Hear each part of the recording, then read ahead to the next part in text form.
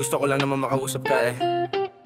You know, I just wanna talk, huh? Doobie-doo bugudara. Flip me on a beat, penny droppers leak.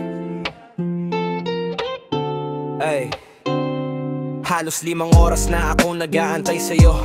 Nag-aabang ako sa labas na ang bahay niyo. Sipat ng sipat, kung sisilip ka ba sa bintana, magpakita kay parang diyata. Ha? Ilang beses ka nang lagi na lang ganyan.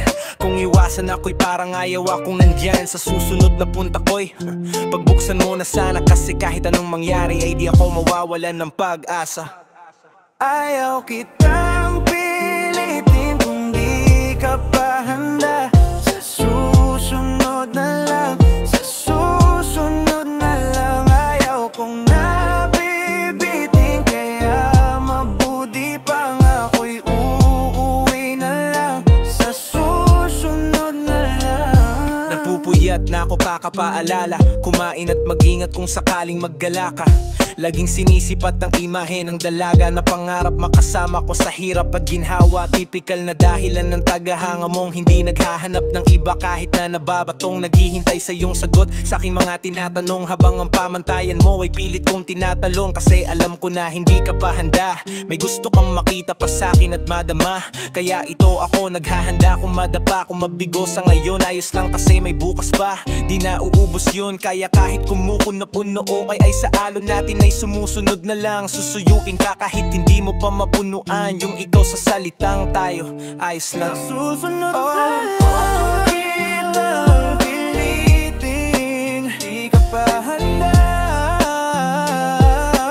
Susunod na lang, ayaw kong nabibitin, kaya mabuti pa uuwi na lang. Susunod na lang.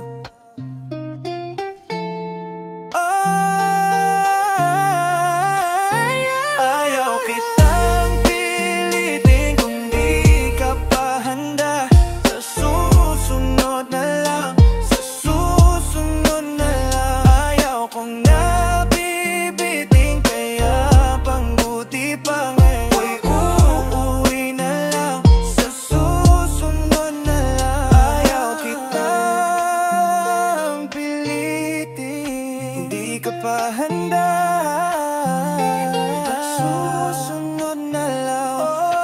Ayaw kong nabibitin, kaya mabuti pa ay uuwi na lang. Sa susunod na lang.